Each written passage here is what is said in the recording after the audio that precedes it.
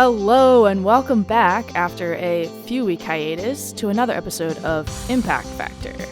This week I had a chance to catch up with an old college classmate of mine, a fellow physics major, astrophysics actually, and he shares about his experience and how he's now kind of pivoted fields. So without further ado, here is Oliver Elbert, PhD.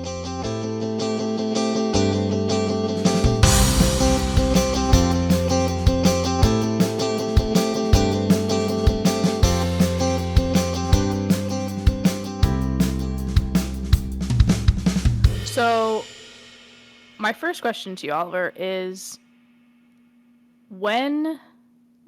so I know the answer to this question. Where did you go to college? Where did you go to undergrad, and what did you major in? I went to Haverford College. You may have heard of it. Yes. Yeah, small school outside of Philadelphia. And I majored in astrophysics. Yeah, Okay. after relatively little thought on my part, actually, compared to what I thought going into college, at least. Interesting. Yeah. I also know the answer to this question, but you had the experience to do research as an undergrad. Mm-hmm. So what was that like?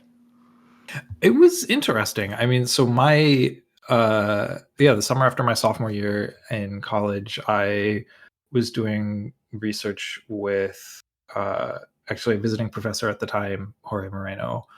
And a lot of that ended up being kind of me teaching myself computer programming. And then in the last 3-ish weeks, being able to actually write code that was interesting and useful useful for an undergraduate for running some experiments, essentially. It was apply what you had been learning. Basically. So the idea was, you don't need to get into a ton of specifics, but the idea was using this particular numerical method that is a good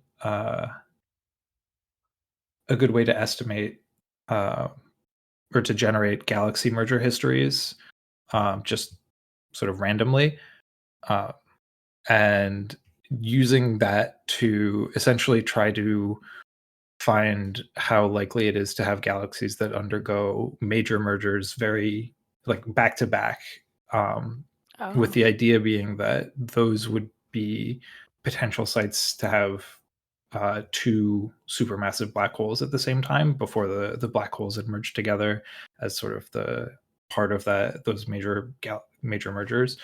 Or I guess specifically two active galactic nuclei. Now that I think back to it, this is like 15 years ago now.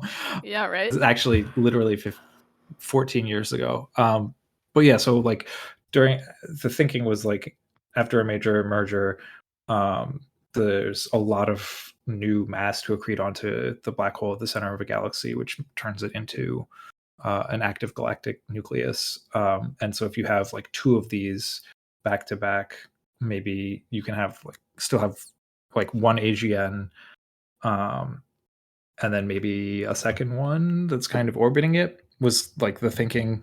And so I was just basically using this particular numerical method to generate a ton of merger histories for hypothetical galaxy clusters, and trying to do some statistical estimation of how frequently they would just have these back-to-back major mergers. But I had never done any computer programming before. I'd never even really thought about how a computer works. And so I literally, Jorge gave me a C++ textbook and was go through this for maybe a month or so, and we'll see where you're at, and then we'll go from there. And now literally numerical methods is my job. Wow. This is what I do for a circle. living. So thinking about that, it's just wild to me. That it's very, very similar to some of the stuff that I was doing just during my first REU at Haverford. But I mean, that's crazy. Yeah, but it was also very cool because being on campus during the summer and having a lot of my friends from the physics department and from around campus, around the school, who are also there doing their own research, it was just like, I don't, it was a lot of fun, especially because the alternative for me was going home and baling hay all summer. So Excellent. yeah. Yeah. And then senior year, or the summer before my senior year, I did most of the research that would become my senior thesis with Beth Willman. And that was, instead of like running these numerical simulations, it was analyzing a high resolution simulation of the Milky Way, which turned into a lot of, like, was very good prep for a lot of the research that I was doing as a grad student, where I was running and analyzing these n-body simulations. And I mean, I think just like as a budding scientist, I got a lot more out of that because, I'd had an extra year of education. I'd already sort of gone through some of the preliminary stuff about coding, but also about just sort of how to do research and like how to read a paper. And so it was much more able to jump into it and get stuff out of it. But yeah, it was great. So looking back on it, or maybe you don't have an answer to this, but is there a point at which you feel like you thought, I want to keep doing this. I want to I want to get a PhD. I don't, I'm not ready to just like enter the working world. I don't think it was about entering the working world so much for me. So like when I went to college, right, we went to a small liberal arts school, and I like very deliberately wanted that because I had no idea what I wanted to do or what I wanted to study. I think during the my first semester in undergrad, I variously thought I would major in like economics, history, linguistics, like tons of different subjects, English. Yeah, like sounds like a normal Haverford first year. Exactly. Right? But I mean, basically, so one of my friends who was a sophomore said I had to take this particular class, which is the freshman seminar in astrophysics, because it was just like super cool. And I don't know, did you take that when you were a freshman? It was like a night class, right? Yeah, once a week, nightly. With Steve. With Steve. Steve Bond. Yeah. Very good class. It was one of the best classes that I have ever taken in any context. And I just kind of fell in love with the subject matter from that and thought, like, if I can keep doing this and like stuff like this, then that's just what I want to do. And everything kind of fell into place from there. And so that's why I majored in astrophysics. That's like what set me on the path to going to grad school. And I guess is how I got to where I am now. So like, if ever your weather forecast is wrong, you can blame Steve Bond for that, for setting me on the path to muck it up. There you go. I think that class probably had a really positive impact on a lot of people. It's always fun to look back and like remember that class that kind of changed your perspective on a whole subject, which is very cool. Yeah, for sure. So when you were graduating from Haverford, did you go right into your PhD? Yeah, I started, just right away. I mean, I had that summer, but otherwise, yeah. Yeah.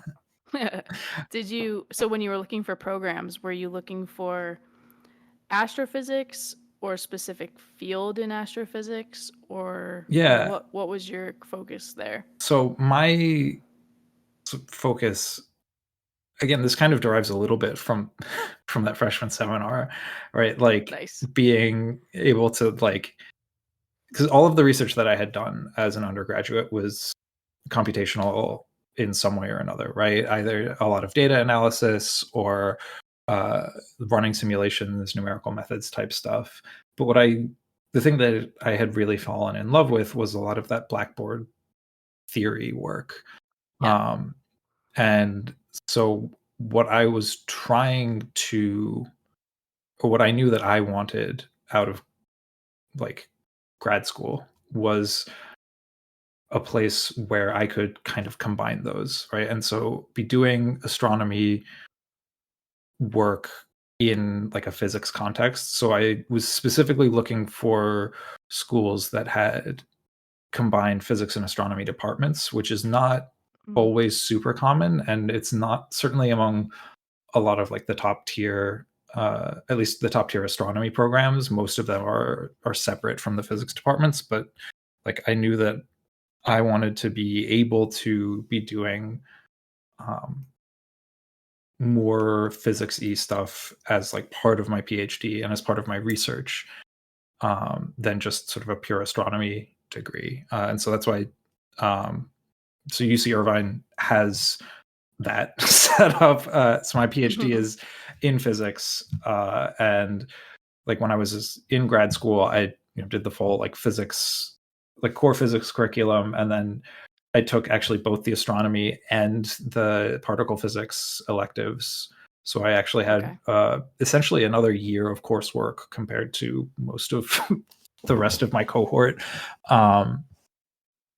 But then, I was able to actually take that and synthesize kind of the work that I wanted and the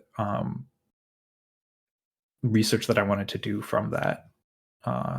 So that's it was definitely a very like deliberate choice on my part. Yeah. As far as the programs It's very themselves insightful for you as a college senior. Well, I to be fair had a lot of my help. my PhD, my undergraduate advisor Beth Woolman was, she was really phenomenal. I mean, she still is a phenomenal person, but like she was really helpful. And also, I mean, I still kept in touch with Steve Bond a lot. I mean, I took a bunch of courses from him as an undergrad, so like not just the freshman seminar. So I was able to actually, have those kinds of conversations with them. And I think one thing that I am really grateful for is that they and all of the professors at Haverford really took that seriously and were able to give me the sort of feedback and space to have those conversations to get that kind of insight into like what I wanted and what I should be trying to look for. Yeah. Yeah. That's great. I mean, that's one of the benefits of a small school is that there's someone to talk to about this stuff. Yeah, for sure.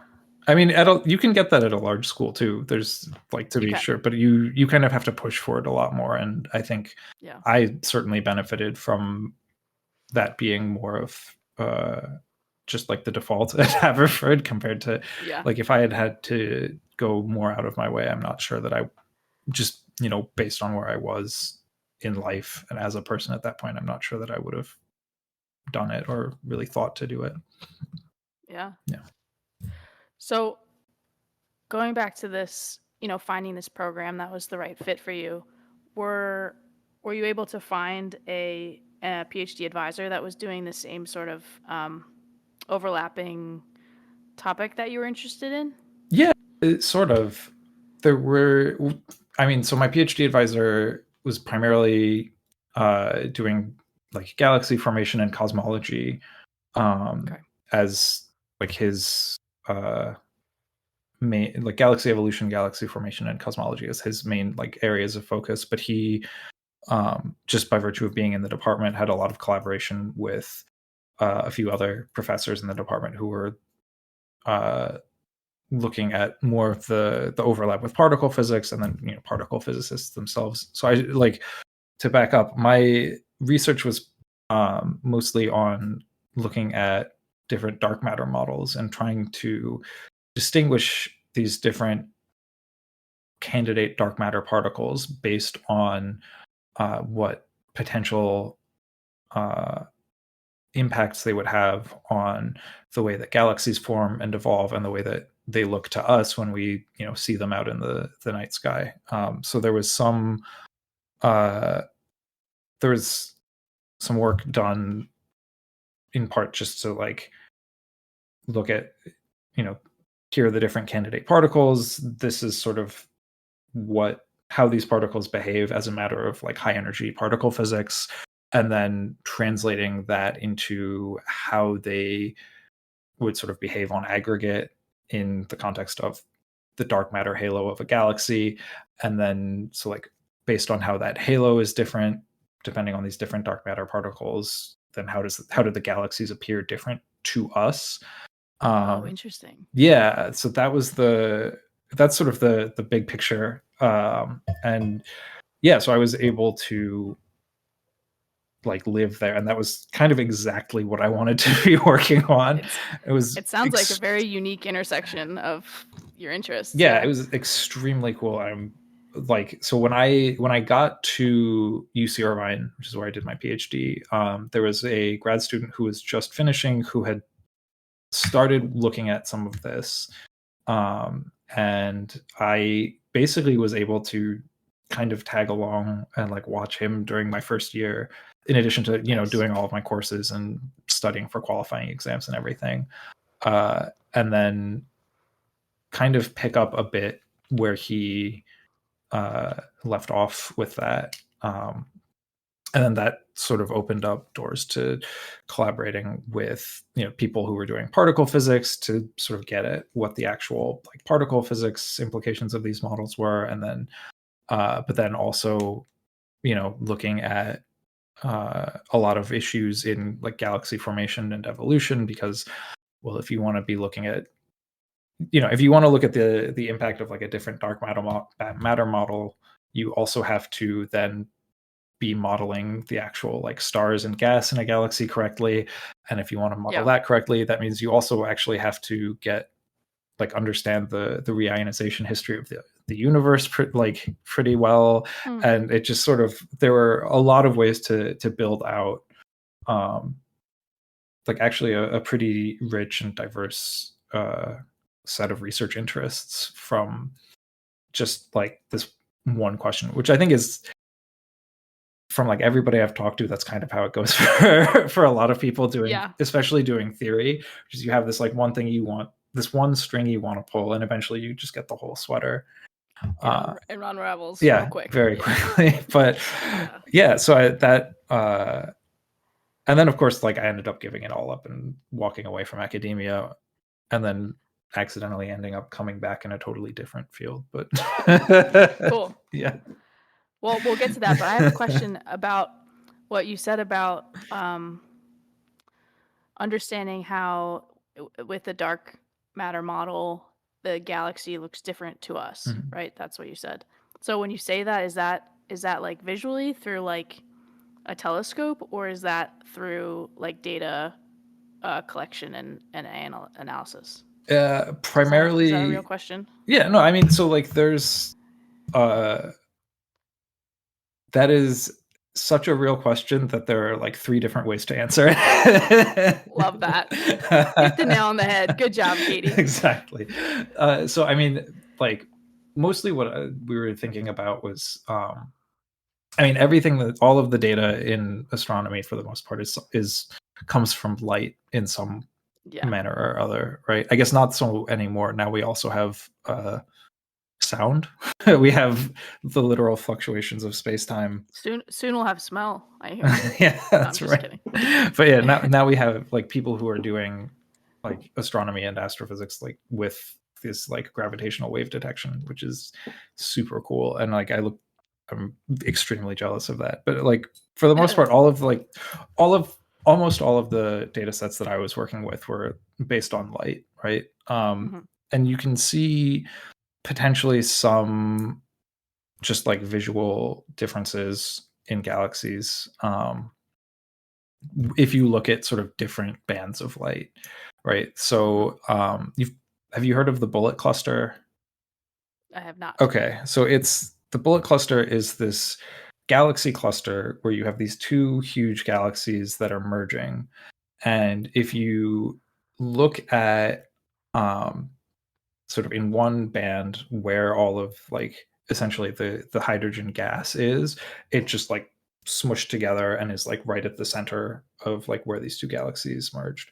And if you look at where the stars are, for the most part, like stars don't really behave like fluids. They just kind of pass each other. I mean, they interact with each other mostly just gravitationally, right? So they kind of pass each other and then go back.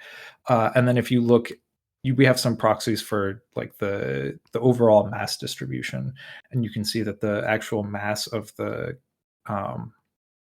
most of the mass of these clusters is dark matter, right? And you see the dark matter also just like passed for the most part through, like the dark matter from each galaxy passed through each other as well.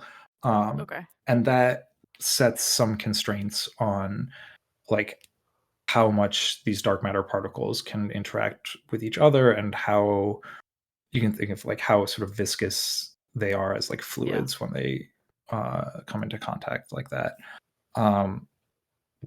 But there's actually a lot of leeway in just like those constraints are not, I mean, they're good, but they're not like super tight necessarily. And then when we look at stars in a galaxy, right, we can look at the spectrum of the light from the stars, and we know roughly what like the spectrum should look like if the star was like not moving towards us or away from us. And so you can see like how fast the galaxy is rotating from this spectroscopic data. Oh, cool. Right, and then that also gives you some information about how the mass is distributed, and that also can be different depending on the dark matter model. Again, assuming that you also have like the distribution of the stars and the stellar formation history and all of that correct for your galaxy, and you also have the merger history correct, and you also have like all of these other things. So yeah, and also that. Yeah, exactly. That, yeah. And this is how you build a research repertoire. That's why it takes 5 years. Yeah. Actually 6 for me, but yeah. 6 for you? Yeah. The normative time to degree in my department was 6, yeah. Yeah. I've heard that from physics and chemistry a lot too, and biology actually.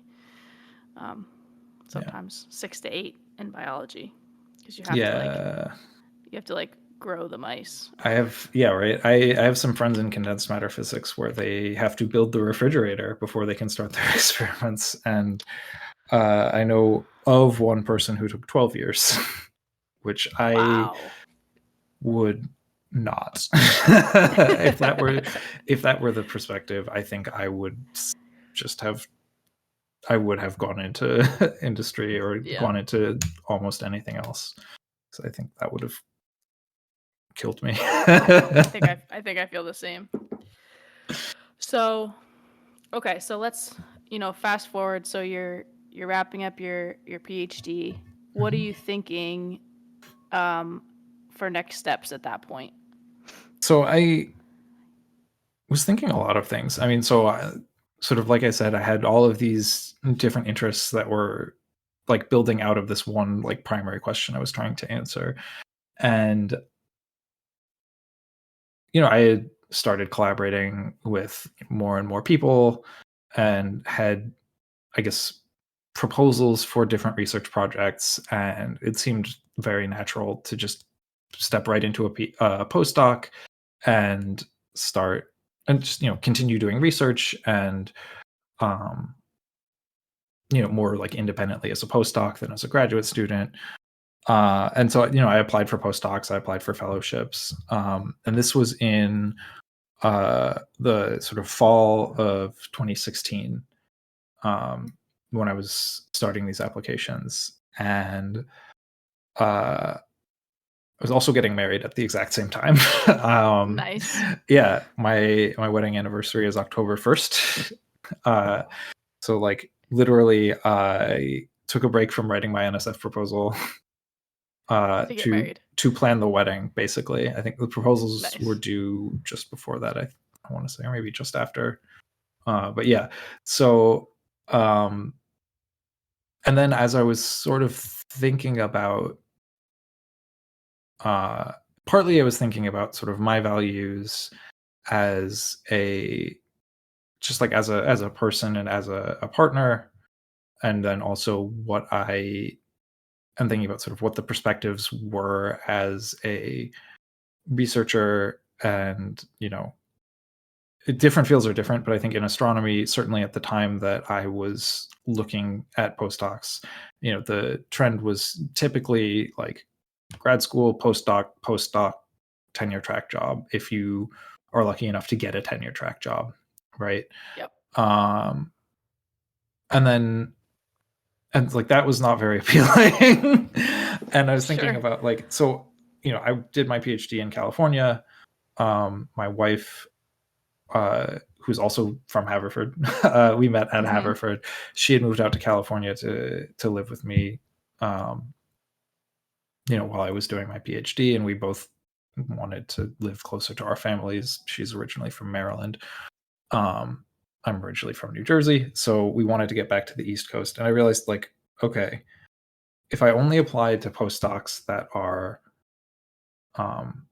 in like this geographic area, and then I do that again, and then I do the same thing again for like tenure track jobs, but also like, we've spent 6 years, or I've spent 6 years of my life, 4 years of her life,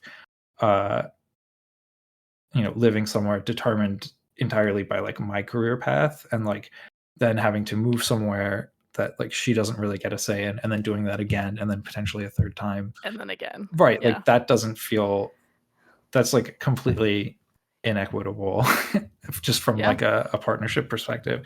And then I don't know if you or your listeners remember the sort of winter of like 2016, 2017, but that was a pretty intense time generally. Yeah. There was a lot of stuff going on. There was. And so I was thinking about like, as much as I really loved the research that I was doing and what I was working on, and was really into the prospect of continuing that, at that like specific moment in history, it didn't feel feasible to continue just sort of being in academia, working on stuff that's, tangentially related to people's day-to-day lives at like the very best, and for the most part not at all. And I kind of felt like I actually, both for just like my feelings of how I wanted to like live my life in terms of, my relationship with my wife, and, starting a family together, and also like my parents are a little on the older side and wanting to like be closer to them. And then also just sort of more broadly how I wanted to live in the world at that time. At that point, yeah. Yeah, I thought like, I don't think I can just take a postdoc guilt-free and like continue on this academic path. So I actually turned down the fellowship offer that I was like super excited to take. And it didn't have a backup plan, hadn't been using any of the resources that my university like very much puts forward for PhD students who are leaving academia. And I was like, okay, so I'm defending in 5 or 6 months, and I have no idea what I'm going to be doing. No plan. So I need to, like, the first thing I did was like, how do I convert my CV into a resume? Nice. And I just kind of decided to wing it from there. Yeah. Pretty radical change of plans at nearly the last minute for me. I've heard a few of those, and generally it's the right decision, because it's you're following your gut. It's not what you thought, but it's what you feel. Yeah, I think there are absolutely things that I miss about astrophysics and about doing that, and I think especially having spent literally 6 years of my life, not counting undergrad, training myself and like really inculcating myself in this field, and like understanding a lot of like the nuances of why this is an interesting question, and why this is not, on the other hand, is not a particularly interesting like set of things to look into, and like all of that. Like I miss feeling that level of expertise, especially like in my current context, where I am very much still like a newcomer trying basically to start from like beginner grad student again. But like I do think it was the right call for me then, and I think that like my main regret is that I hadn't sort of realized that sooner, basically. Oh, interesting. Yeah. So where did you end up?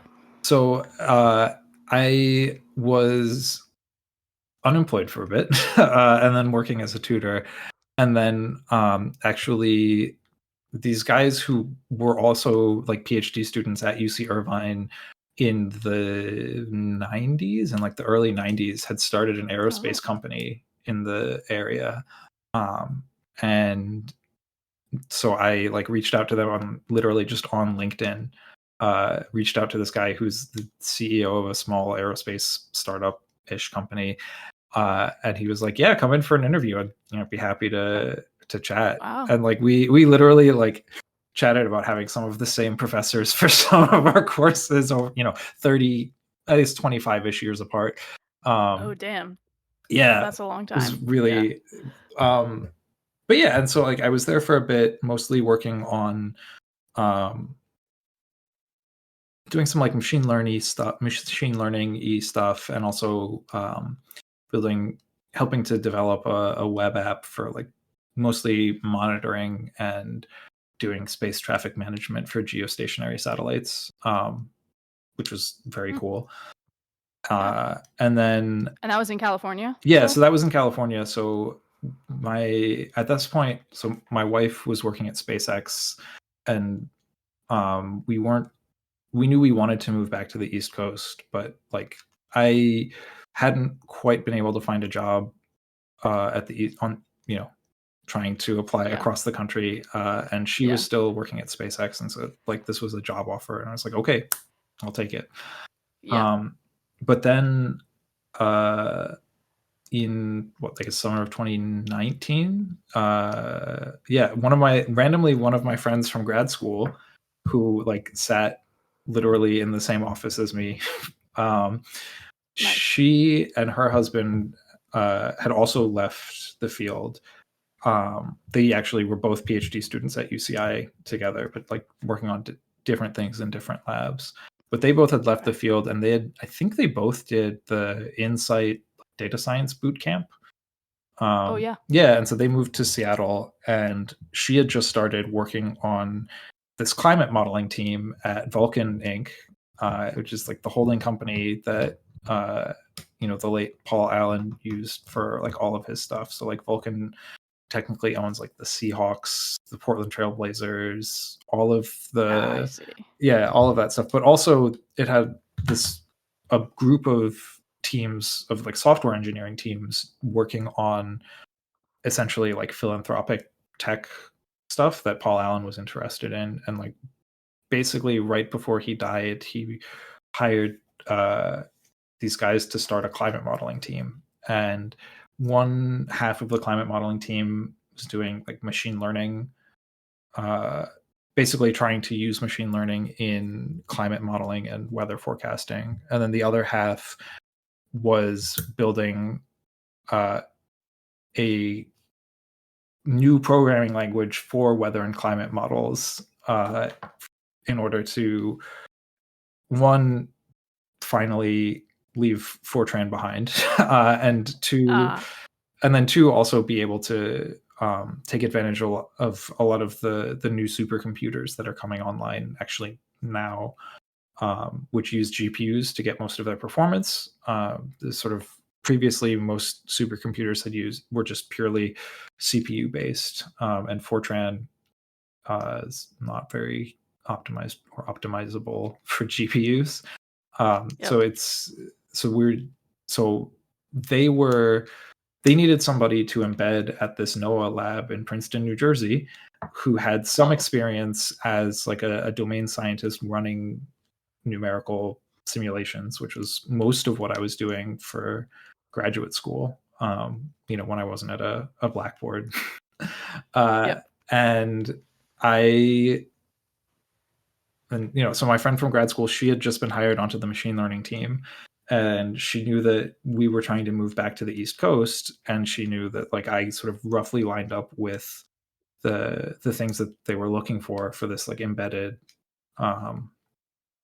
like half engineer, half liaison position, where I would be essentially half a contributor to like the software engineering, and then half like responsible for keeping in touch with the NOAA team and making sure that like the thing that we were actually building was something they actually wanted to use and would find useful.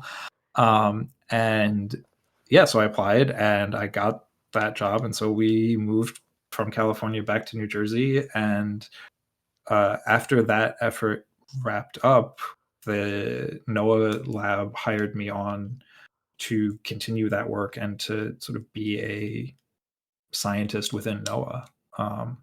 And so that's where I am now. That's very cool. Yeah. Very cool. It's interesting too because I think, I don't know for sure, but like it sounds like your connection with your uh, graduate school classmate was sort of the bridge you needed from like one field to another where the skill sets can still be applied, right? Yeah.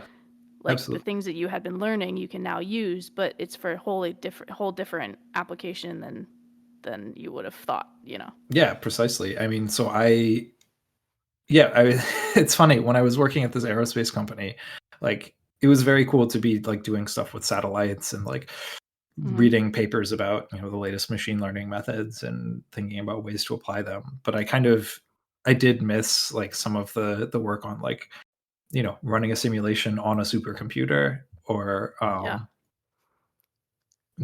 I did miss like kind of diving into the guts of one of these numerical models to try and figure out like exactly how it was working and sort of come to grips with it. I have this like problem that where I can't like use anything without first wanting to understand how it works.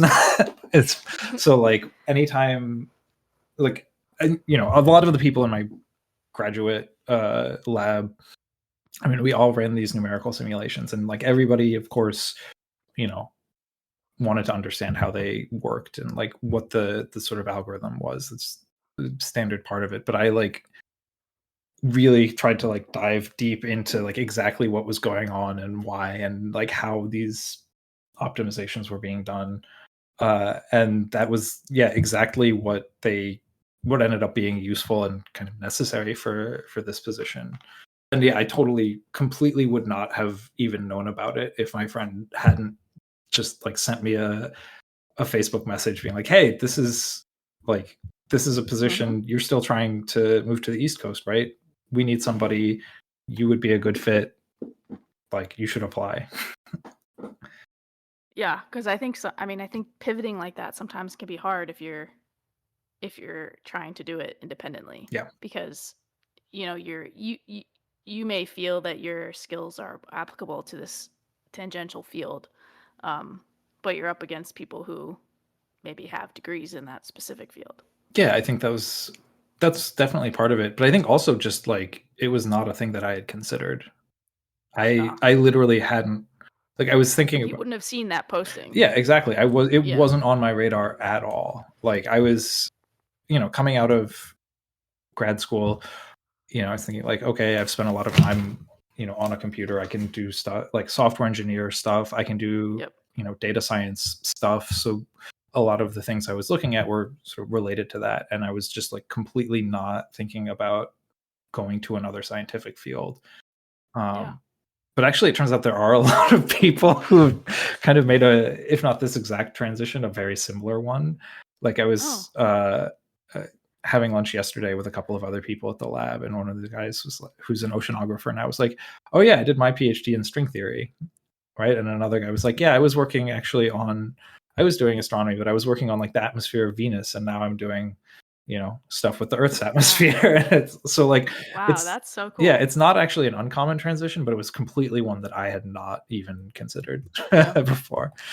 But now I'm like, as part of trying to build up a team and like some capability within NOAA and also within NASA. Actually, I'm like trying to go and like hit up all of these physics and astronomy and astrophysics departments and be like, send me your grad students, send me your undergrads. Yeah. So yeah, any listeners out there, if you want to make the pivot, you won't be the first. You will not, and I would be happy to talk about it at great length. Before we move on, I want to go back to what you said about needing to understand something fully before you use it. Does this apply to things like a toaster and like other things in your life? Not to that extent, not to the same extent as like when I'm doing something like sort of semi or fully professionally and like some part of my livelihood depends on it, right? But like, gotcha.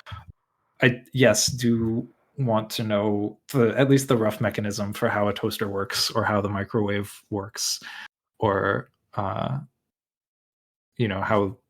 an LCD screen works. But it's not to quite that exact level. But certainly anytime that I was working on, like, even when I was like, a kid growing up on the farm, I wanted to like mess around with all of the farm equipment to see, like, okay, the PTO shaft turns, and that's what turns this particular set of gears, and that makes like the teeth on the hay bind move back and forth, which cuts the hay, but it also turns this other set of gears that like makes I don't even remember the word for it, but that like makes essentially the part of the hay bind that like compacts, like that crushes the hay, also go. And like you can see, and like seeing like how that whole chain worked was like, I don't know, I really I like absolutely wanted to do that all the time as a kid. Yeah. My parents still Well, I mean, still tell the story the of other me like taking apart their friend's telephone. He had like an antique Yeah. rotary phone, and I like was, I don't know, 4 or so, and they like just put me down in the living room next to it, and when they came back in, I had completely disassembled it. because you were like, how does this work? Right, and How does this work? I'm still pretty sure I could have put it back together if they had let me. I mean, you figured out how it worked, so I wouldn't put it past you. That's funny. Yeah. I think that's a good skill set for a PhD, though. Yeah, absolutely. And like, I don't want to claim that I was like particularly special, at least in terms of like in general, in terms of that. Maybe only slightly in terms of like wanting to go into the depths of it. But like I said, I think everybody in my lab had more or less the same skill set coming out as I did. Yeah. Yeah. Let me check my questions. True. What about you? How was your PhD like? You were in like you were in an experimental field, right? Yeah, so I like to say that mostly everyone I know from Haverford who went beyond physics into a PhD either went to study things bigger than us or smaller than us. And I went smaller than us, so I was studying nanomaterials. Oh, cool. Sort of from a physical chemistry side. But my program was material science and for energy storage. So very cool. Yeah, like battery materials. So you did not have the dilemma that I had coming out of grad school, being like, oh, I need to do something that's going to actually contribute to the world. Yeah, I mean, yeah, no, you make a good point. It was kind of right around when Tesla was becoming a thing, and so people were like really into batteries, and also like didn't understand them. So I feel like it was, but I was also sick of them. Like I had been building little coin cell batteries for 5 years, and I was like, I never want to see a battery ever again. Did you go straight after undergrad? I did. Okay, Yeah. so we were getting our PhDs at about the same time then. Mm-hmm. Yeah. Yep. And then I actually did a postdoc for a year and a half, where similar to, I guess, what you were saying about like switching gears, but like applying your skills. I forget what you said, but I found myself like managing this industry collaboration that was focused on like drones. And so nothing to do with my PhD, but because that's where the funding was, I was working with an industry partner on testing their drone setups in like the city of Philadelphia. And it was just like very cool to kind of see a whole nother field of science, Yeah. But, yeah. Well, I want to wrap up, but first, what else goes on in your life? What you used to fence? Is that correct? Yeah, until COVID. So you stuck with it post Haverford? Yeah, so when I was in grad school, I was coaching. UC Irvine had a fencing club, and I was helping to coach their saber team for at least a little bit while I was there. And I also went to a club in the area. Just not nearly as intensely, not nearly as focused on it as I was when I was in undergrad. Sure. But still doing it a bit, having fun with it. And then when I came back to the East Coast, actually, a friend of mine from high school was assistant coach at a club, and so I was like going there once or twice a week, until COVID shut everything down. And then coming out of COVID, my wife and I had a kid. So that's a different hobby. Yeah, so that's been a lot of my time since then. So I have not been able to get back to fencing since, but someday I will be able to. But yeah, I think also one thing that was really helpful for me when I was in grad school was I picked up the guitar. So I had something to do to keep myself from going absolutely insane. UCI is a really good school, but the location in Orange County leaves a bit to be desired, I would say. Especially like during my first year, I didn't have a car, and it was impossible for me to get almost anywhere unless I could bum a ride off of a friend. So like having the guitar to just like have something to do other than just work. Well, first year especially, just like study for quals and fixate on those. Or even think about studying, just like to get your mind on something else, right? God, if I never have to do anything like our qualifying exams ever again, I won't even be happy. That's like the default, is not having to do that. Were yours were they orals or were they written? Written exam, 3 days of written exam. But the way that it worked was, at least when I was going through it, was 3 days of exam on sort of the core courses in physics. It's the same as actually Haverford's upper division courses. So StatMech, E&M, quantum, and classical physics. You have 3 chances to pass, and if you don't, then goodbye. And nice. But the thing is, the first chance you get, which it's not like it's a use it or lose it like chance to take the test, right? So you can't just like not take it and then still have your 3 chances. And the first one of these is in between the second and third quarters. The UCI is a quarter system, not a semester system. Okay. All of the UC schools are like that, except for Berkeley for whatever reason. But so this is before you've taken the second quarter of Jackson E&M. You also haven't taken no, quantum 3 is not on it.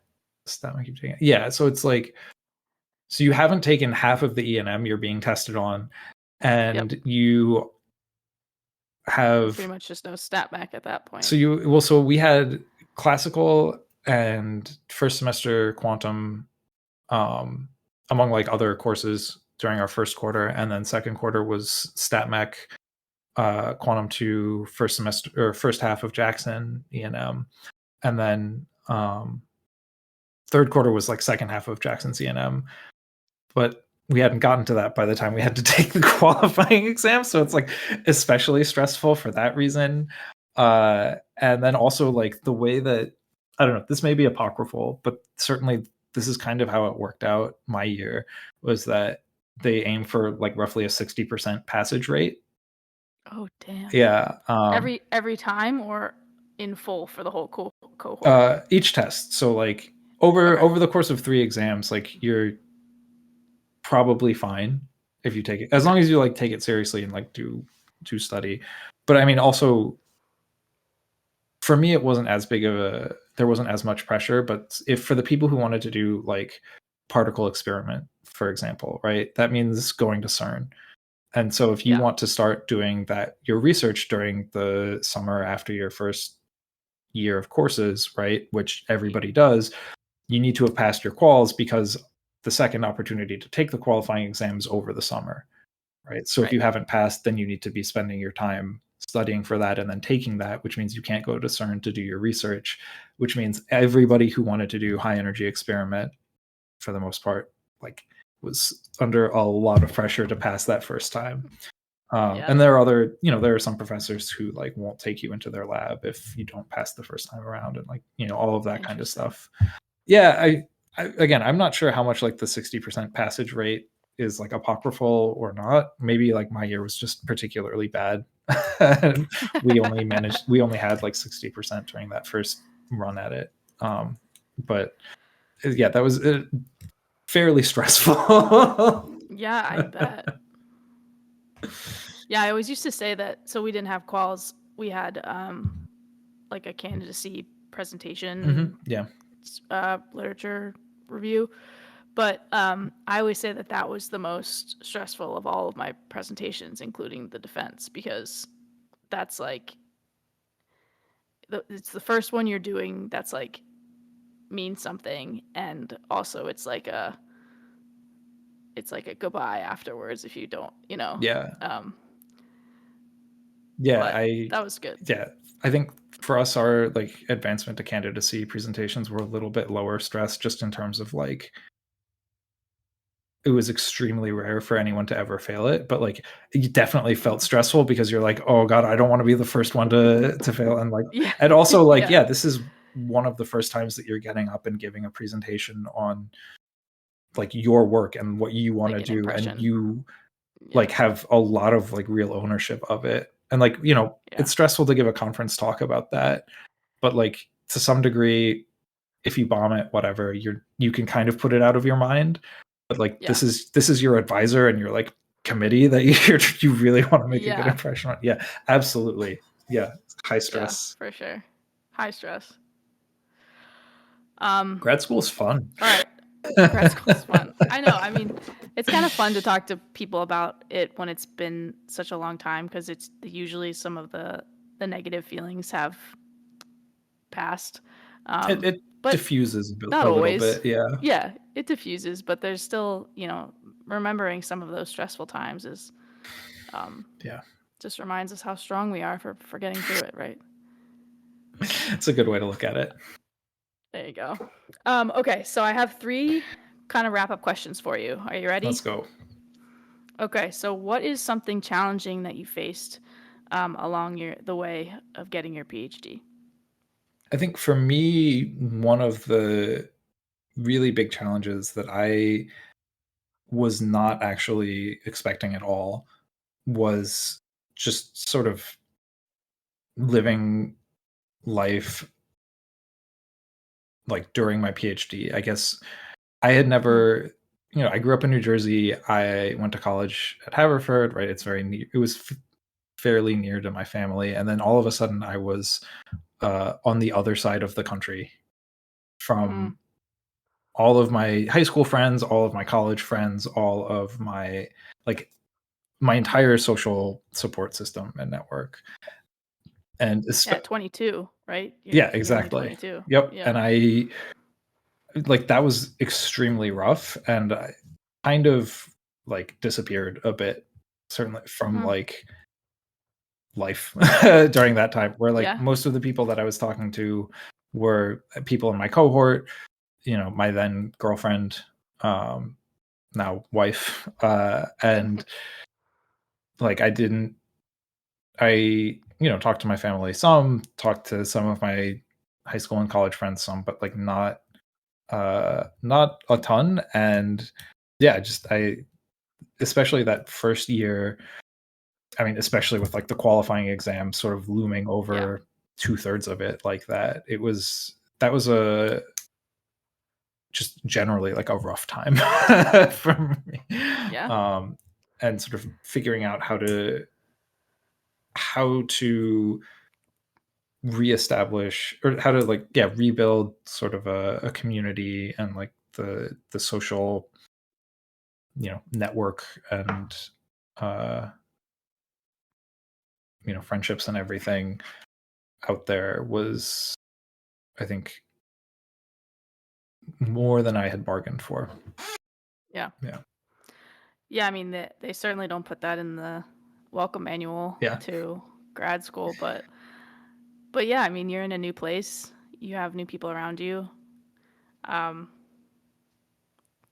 can see that would be hard. Plus, you're in a high stress environment, which I think makes any of that feel worse. Yeah.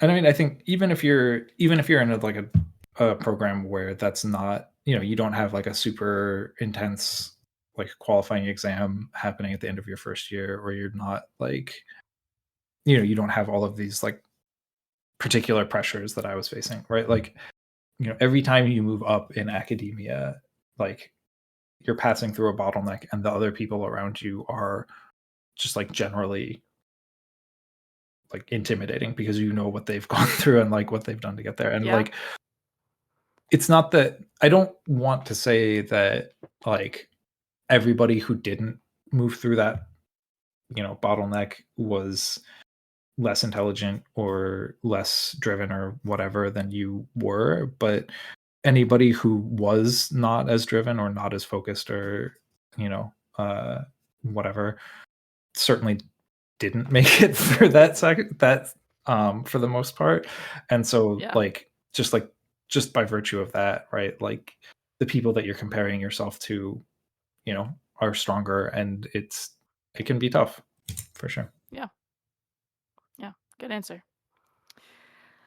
So this could be related to that or not. But what advice would you give yourself in year 1 of your program? I think, yeah.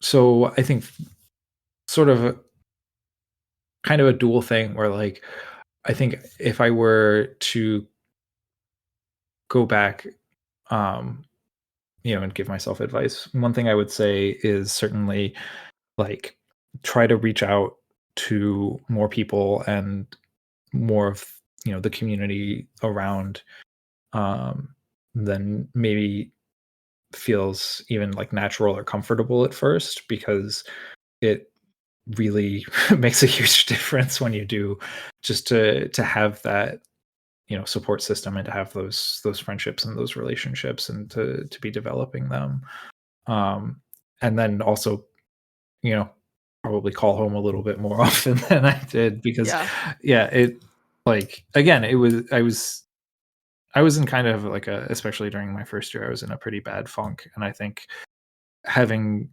those, like, talking to my parents, talking to my friends, from back home more often would have been a good way to at least help with that. And then sort of this goes back to something we were talking about a lot earlier, but I think even though I wasn't planning on leaving academia at that point, uh, just taking more advantage and like being more intentional about going to, like the career center, and um, trying to at least like check out that a bit more, so that, I had more options open to me, and I was more, uh,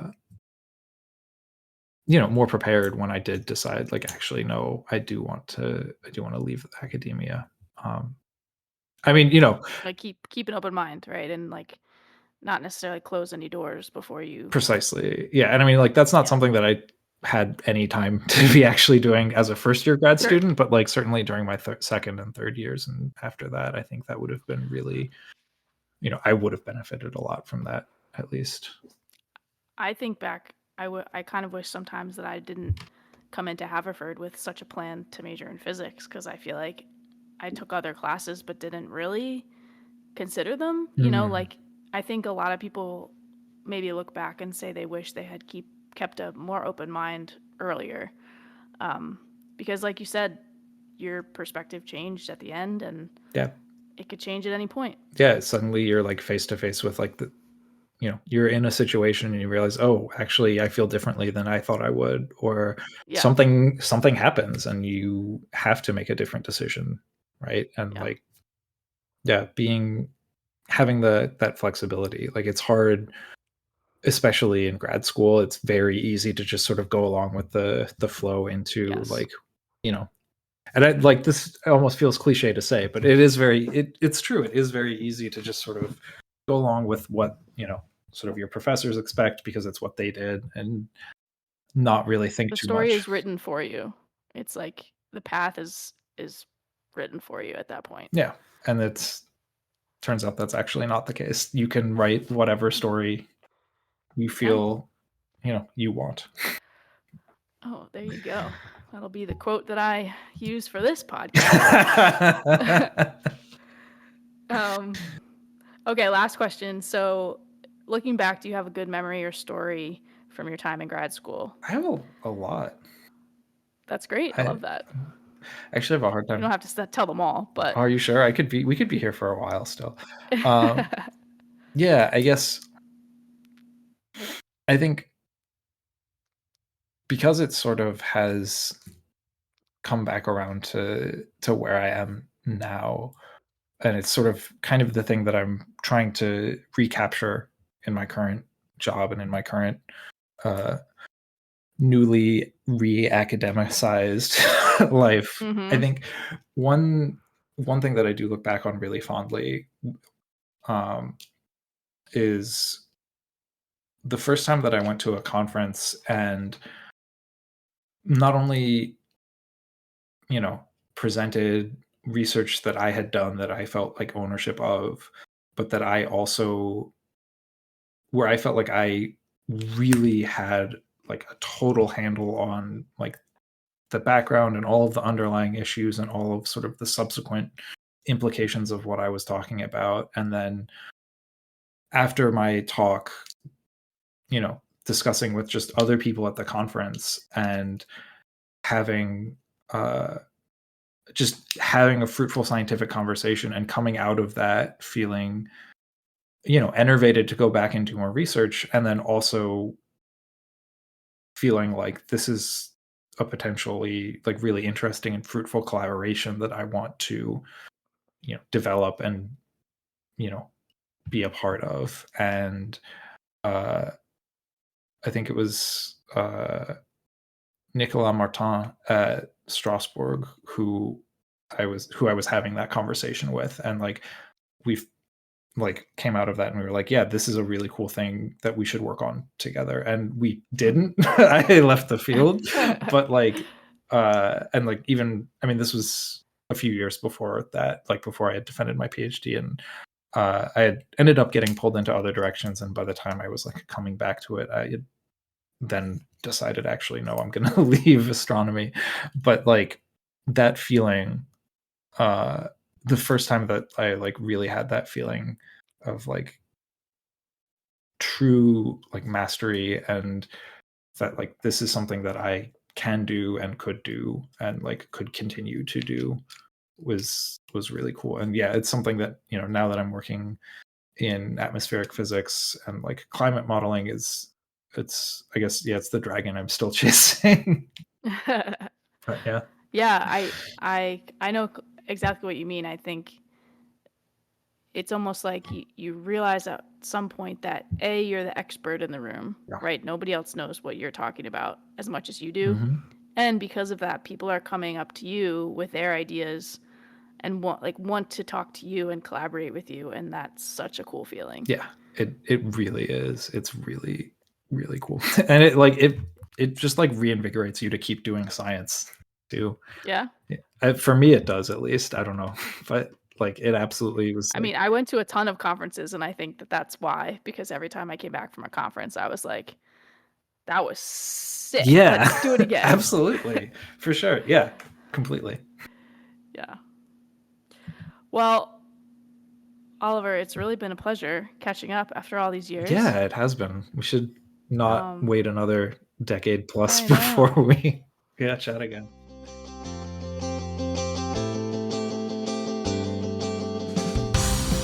Thanks to Oliver for coming on the show. If you or someone you know wants to be interviewed on Impact Factor, feel free to reach out via Instagram and follow us for updates at ImpactFactorPod. Thank you all for listening and have a great week.